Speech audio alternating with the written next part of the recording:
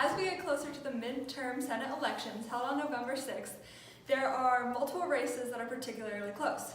35 Senate seats are up for election. For the Democrats to control the Senate, they'll need to hold 10 seats and win the states that Trump won in the 2016 presidential election. First, let's go to Wisconsin with reporter Claire Patton. Hi, my name is Claire Patton, and I'm here with a native Wisconsin resident and cheesemaker, Miss Asiago. Are you aware of the upcoming Senate elections this November? Actually, I haven't been following the elections. All that politics makes my head spin. Are the Senate elections really that important?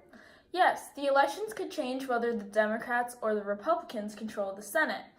Wisconsin is currently a swing state between Democrat Tammy Baldwin and Republican Leah Vukmir.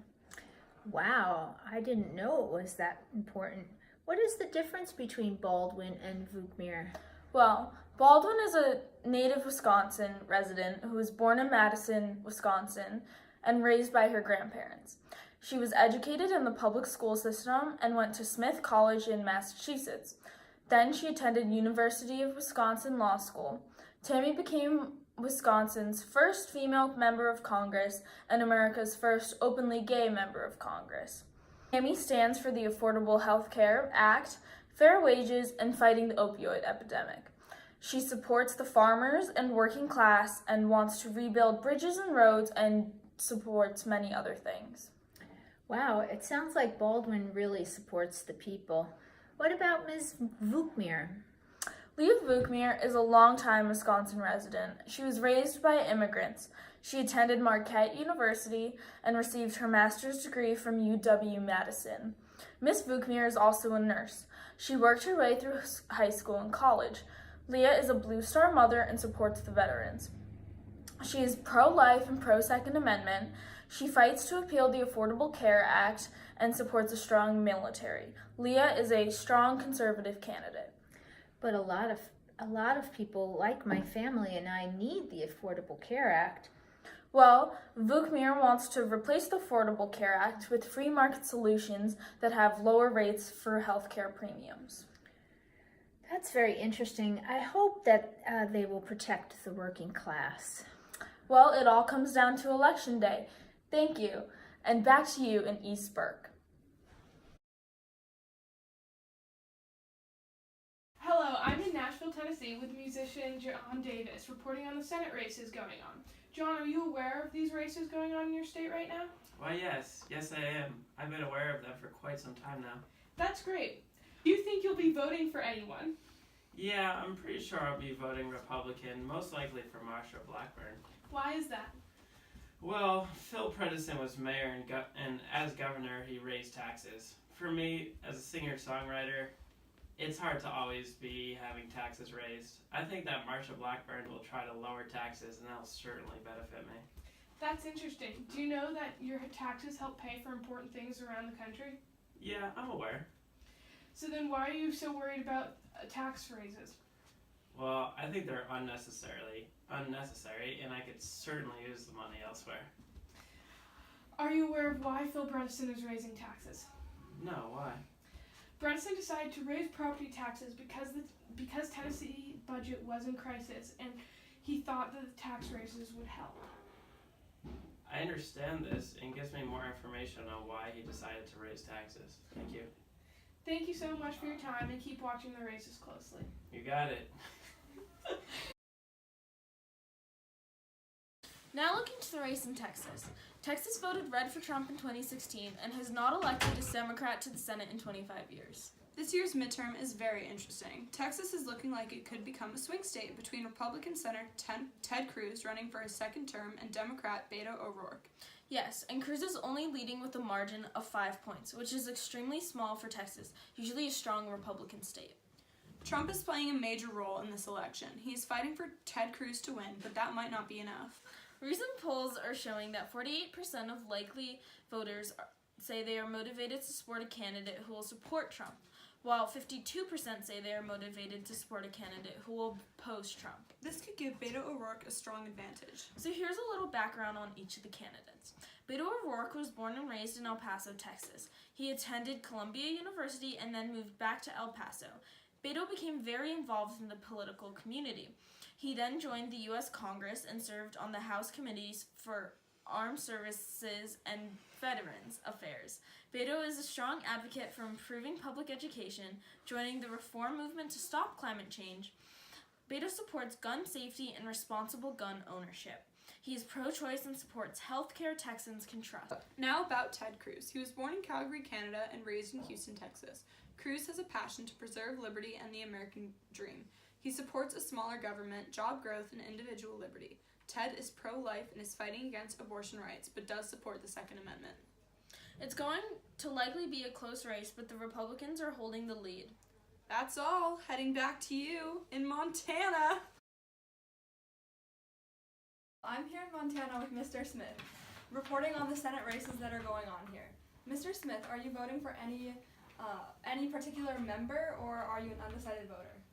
No, I'm undecided. I voted for President Trump in the 2016 election, although I only voted for him because I'm a Republican and felt obligated to vote that way. Interesting. Because you are undecided, are you planning on voting at all? Yes, I certainly do want to vote, but I'm not sure who I should vote for. Well, you have two very competitive people running for the open seat. Republican Matt Rosendale is running against incumbent Democrat Jon Tester. As you probably know, President Trump has already been to Montana back to Rosendale. Yes, many of my friends wanted me to come to the rally, but eventually I decided against it. Tester holds a narrow lead overall in the polls by just a few points. What makes Tester more appealing to people in Montana? Well, the biggest part is so many women are coming out and voting these midterms. Tester's big issue is that he's focusing on our civil liberties and accountability and transparency for the people. Oh, I didn't know. What are Rosendale's views? Rosendale is a veteran. He is highly invested in getting their support and helping them. He also is backing Trump on the most issues related to border security and deportation of legal immigrants. Well, now that you've told me about these two candidates, I'm going to do some more research by myself. Thank you, and remember to get out and vote. This is Alyssa reporting from Hunt. 2, 1. We're reporters Lauren Cahill and Katie Killian reporting to you from Arizona. We're experiencing a bit of a cold spell, and we're here to talk about the Senate election. The Democrat Representative Kristen Sinema edged above Republican challenger Representative Martha McSally in the latest polling in Arizona Senate race. The tightening in Arizona comes as other key Senate races across the country remain close just days before the 2018 midterm elections, in which the Democrats hope to take back the House, the Senate, or both. 44% of Arizona's likely voters approve the job Trump is doing, while 51% disapprove.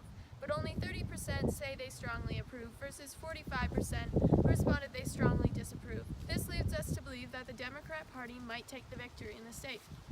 Polls have also shown that 52% say that they want more Democrats in Congress to serve as a check on Trump. Only 38% want to see more Republicans to help the president pass his agenda.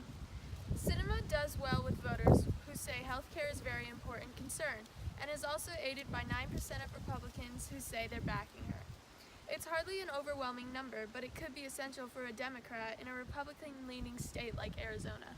Sinema is emphasizing her centrism and her biography, including her struggles with poverty, but her past anti-war activism and ties to far-left groups have come under scrutiny, along with her claims that she was homeless as a child. Martha McSally, the Republican representative, is an Air Force veteran and successfully defeated her primary opponents from the Republican side through linking herself to the president. Now she must appeal to the broader voting population of her home state, Arizona, which has a history of voting red, as well as the minorities that also call Arizona home and are repelled by Trump's policies. Back to you. Today, we're looking at the Senate race in North Dakota. The Senate race in North Dakota between Democrat Heidi Heitkamp and Republican Kevin Cramer is looking like an interesting one. Yes, it is. Kramer is leading the polls and it's looking like he will win. In the most recent poll, Kramer leads with 51 points over Heitkamp with 48 points. Kramer has a small lead. North Dakota voted for Trump in 2016, and Heitkamp is struggling to keep up with him. She is currently the incumbent senator, but she will need to put up a fight against Kramer if she wants to hold her seat. Heitkamp is struggling between supporting her democratic values while also supporting the people of North Dakota with deep conservative values. Another factor in this election is the funding. Heitkamp has a large sum of campaign money over what Kramer has raised. This could give her a boost in these final weeks. North Dakota could be one of the important states affecting which party controls the Senate. Keep an eye out on this election, folks. Hi, I'm here with Mike Jacobs, who's a car mechanic from Missouri. Mr. Jacobs, do you know which way you will be voting in this year's elections? Well, I haven't totally decided. The economy's been really hard hit here in Missouri, and I'm just trying to think through the issues. I used to work at a nail factory, and the nail factory closed down, and now I'm working as a mechanic. I don't like the liberals, as I'm afraid they're going to take my guns, and I'm a big hunter down here in Chillicothe, so I'm a little afraid of McCaskill taking my guns. I also think she might be anti-Christian, and my wife and I are very Christian, very anti-abortion, so that's another strike against her. But I can't say that I'm happy about all the president's tweeting either. I don't really understand the tweeting, but I think he ought to settle down a bit. Yes, Holly is an advocate for religious freedom and gun rights. What are your thoughts about Claire McCaskill, though? Well, that's just the thing. I know he's strong Second Amendment, loves guns, loves hunting. And I just don't trust her. I just don't trust her completely. I'm afraid that she's going to side with all those crazy liberals who are protesting the president and all the women marching with their pink hats. I don't think that's good. Well, Ms. McCaskill is actually an advocate for strengthening national security and is against undocumented immigrants entering our country. Well, I certainly don't want any these illegals invading the country and taking away my job. And I do say that I'm supporting national security, so if she's for that, that's something to think about. Did you also know McCaskill supports safe gun ownership and such as increased background security to make sure guns are in the I don't need the hands? government checking into me with background checks. That sounds like Hitler. This is Katie Killian coming to you from East Burke. The Senate race in New Jersey has been referred to as a toss-up, but in reality, this is not an accurate assessment. Bob Menendez, the Democratic representative, is running for a re-election in a majorly blue state that has a deep contempt for President Trump. Despite Menendez's recent scandals, including a hung jury and trial, he is leading the polls thus far. Bob Hugin, the Republican representative, claims not to be an advocate for Trump. However, Menendez has successfully made it seem so. Additionally, the latest tax bill passed last year by Trump has not been well received by the state. Menendez voted against the bill and has also accused Hugin of supporting the tax law. Menendez has frequently brought this up in debates, which in turn has affected the popularity of Hugin. Recent statistics show that Menendez has an 87% chance of being reelected. While as of now, it may seem that the race is going Menendez's way, it is important that the Democrats hold New Jersey if they are to be successful in taking the Senate. It is equally important for the Republicans to take New Jersey in order to defend against the Democrats taking over. I've just run into casino owner Andrea Holmesmith, and we are chatting about the Senate races in Nevada. Have you been watching these races? Yes. I have been hooked on these races. I voted in the pre-election for Jackie Rosen. I was so excited to see a Democratic woman in this race. I've noticed many women are excited, as you are, that Jackie Rosen did so well in the pre-election.